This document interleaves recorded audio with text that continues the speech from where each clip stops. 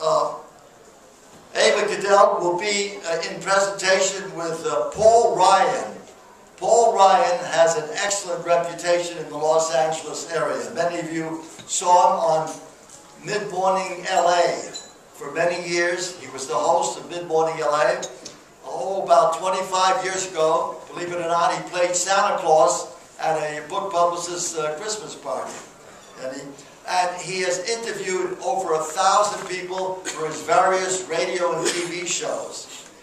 He also conducts seminars on entertainment, various aspects of entertainment, the book business. He's got his hand in a lot of pies. And he's now working, to some extent, with Ava Cadell. So Ava will come on stage and bring on Paul Ryan, and then later we'll have the questions. Okay? Here's Dr. Ava Cadell.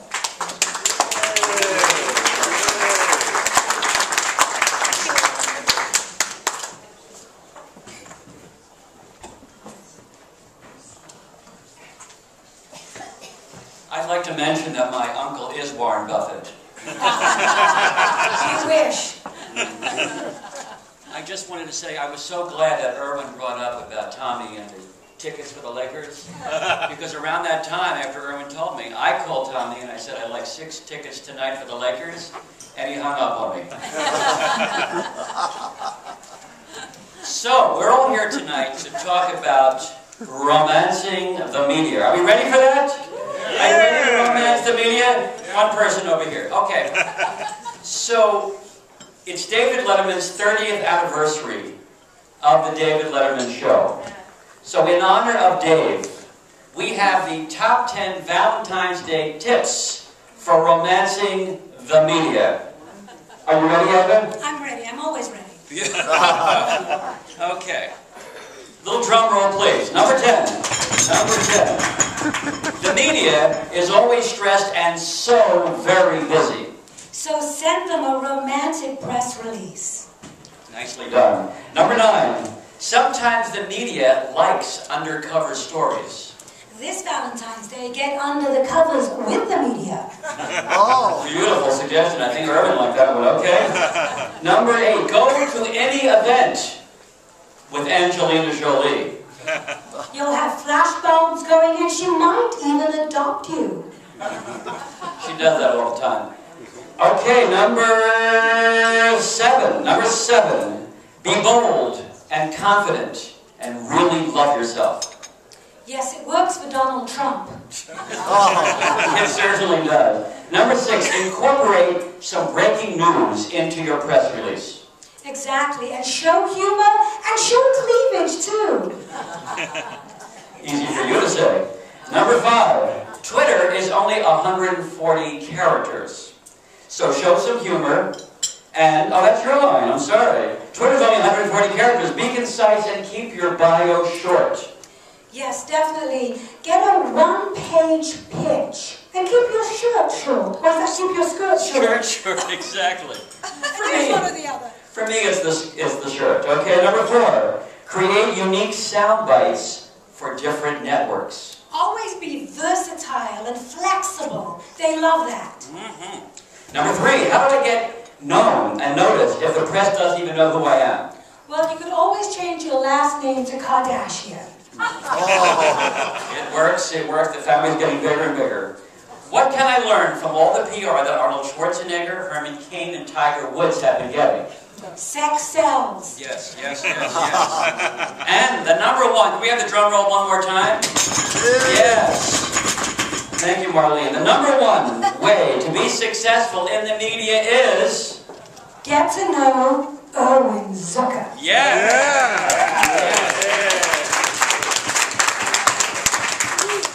Yes, yes. Okay, so now we're going to really share with you how to romance the media. And step 1 is to romance yourself. You're too close to the mic.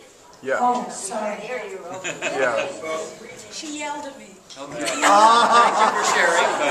But as I was saying, Mom, just calm down a little bit. We'll have dessert for you. So, seriously, in order to romance the media, you want to romance yourself. You've all heard that you need to love yourself to attract someone else to also love you. Same goes for respect and so many other qualities. But romancing yourself means giving yourself compliments. I mean, compliments are the bedrock of romance. So give yourself a compliment right now. I mean, come on, you've all written books and articles and blogs and, you know, you've accomplished big and small things. You want to reward and compliment yourself. And then it's going to be so much more natural for you to do the same when you meet the media.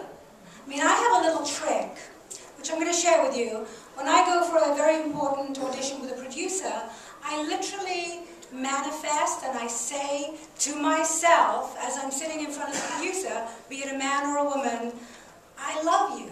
I'm connecting with you. You know, we have a chemistry. And I'm not talking sex, but if you... that comes later. But seriously, it really does work. About loving yourself, respecting yourself, accepting yourself, definitely works. And it's the first step to romancing the media. Now, Paul gives classes on how to bring out your charisma and romance the media. Isn't that true, Paul? It is true. It is true. Why don't you tell us about that? I will. I won't get too close because the lady over here is going to throw a pot in it. You're too close. Too close. Thank you. You don't need to hold on to it. I won't even think about it. Don't hold on to it. I won't. I won't. Something else. Wow, after 10 o'clock, the crowd gets a little crazy here. So, for me, romancing the media means coming from the heart. And if you come from your authenticity, from your charisma, from your own passion, we all have passion, right? It takes passion to write a book. It takes passion to promote the book. And your purpose. What is your purpose of the book? Your purpose of you. That high place inside of you. So, you know, I always find that writing and then rewriting and rewriting in the press release vein is vital. Make sure that your message is so authentic and it's dynamic and it moves you, so then it can move somebody else. You can't just sit down and go da-da-da-da-da and write something and just send it. It's not a matter of the quantity, it's the matter of the quality. So coming from your heart is really vital to me, because that's all we have. We're all similar. You know, it's like what I love the most about spirituality, it doesn't celebrate our differences, it celebrates our similarities. And we are all one. Everybody in this room here tonight has a connectiveness to each other. And we all need each other, even though it may look like the other person doesn't need us. We have something to contribute. And contributing your authenticity. What's so exciting for me in coaching people and bringing out their charisma is mining the gold. Finding that diamond inside of you and polishing it. Because there's a lot of people who don't realize how many gifts they have inside themselves. I think Tommy was very inspiring of so many facets in his life. Even when he was with the Lakers, he was in the back of the transportation writing poetry. He was following his bliss. He was doing his passion. So we all have passion. And the fact that he's got 3 books while writing 1 is exciting to me. So we all have that. So what's really great about each and every one of us is that we have this diamond inside of ourselves. So share it and shine your light with every person, including romancing the media.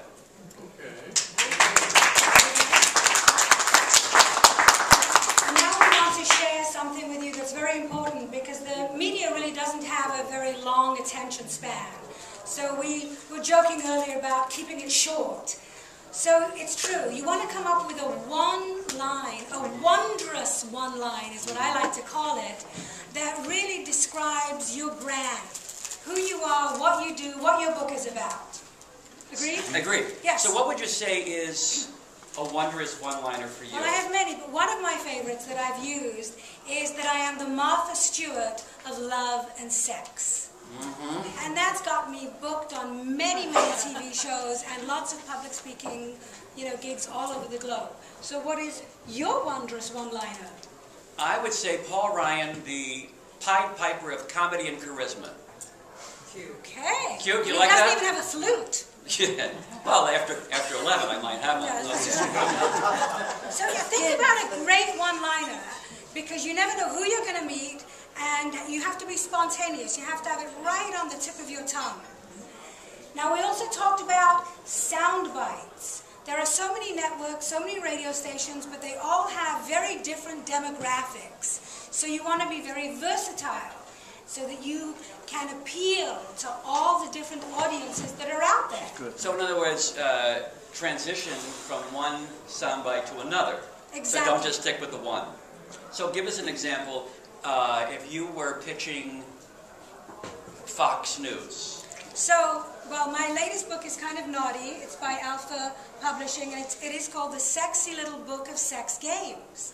But if I was going to go on Fox News, which is very conservative, I would probably go on and say, now we all know that marriage is very sacred, and my book is going to help to enrich your relationship and deepen the intimacy so that you can live happily ever after.